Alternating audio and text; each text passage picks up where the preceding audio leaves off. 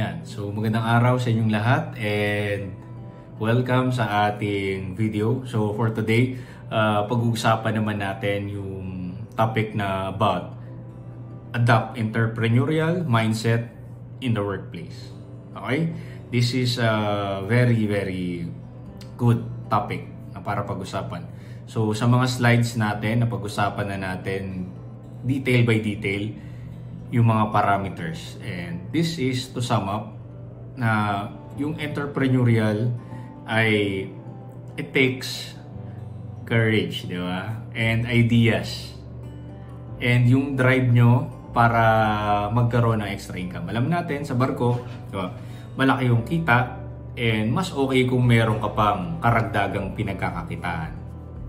Kasi after ng inyong contract, di ba? For example, 10 months, so biyahe, pera, ipon, padala. Then, pag uwi nyo, simula ng papatak ang metro. So, that means lahat ng pera ay palabas na, walang papasok. Pero na lang kung ang inyong family or partner in love ay merong other source of income na makakapag-sustain. But nonetheless, if kayo lang single source income, so it will be challenging. So kaya importante na meron kayong dagdag na pinagkakakitaan. Siyempre, di ba, tayo mga Pinoy, gusto natin karagdagang kita palagi. Now,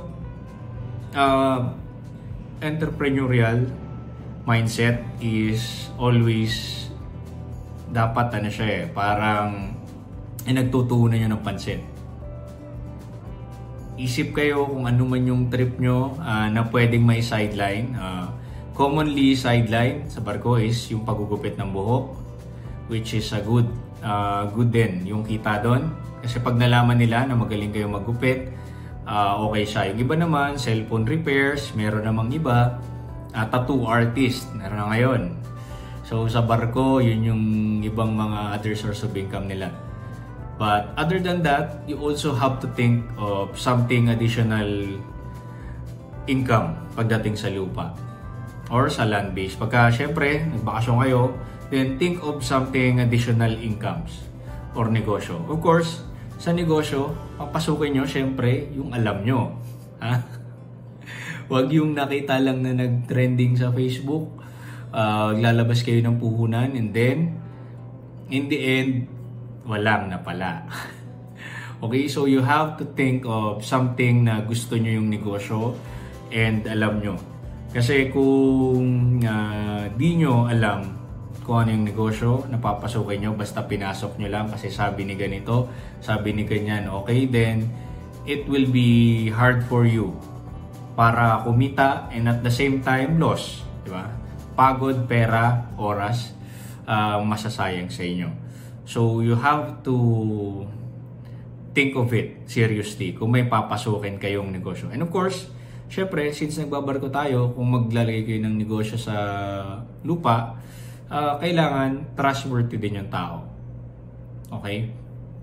Importante yon because money is very, very crucial thing, di ba? Sabi nga dati ng aking lola, unggoy nga, pag binigyan mo ng pera, tatawa di ba? Tao pa kaya.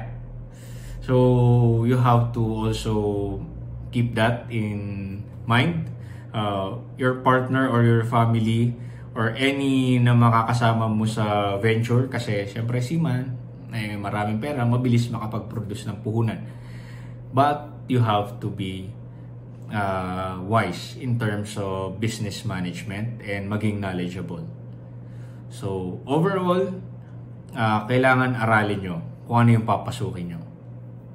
Kasi okay din naman, trial and error, but it will make you more or it will make you cost more than to pag-aralan, than kumpara dun sa pag-aaralan nyo yung negosyong papasukin nyo. Siyempre, nandyan din yung supply and demand. Kung papasukin nyo yung negosyo, di naman pala siya in demand din. Wala din. So, I hope it wraps it up all sa video na to. So, for any questions, just click on the comments na lang below. Then, we'll try to get back to you on it as much as possible. So, Yan. Thank you and kita tayo sa susunod na video.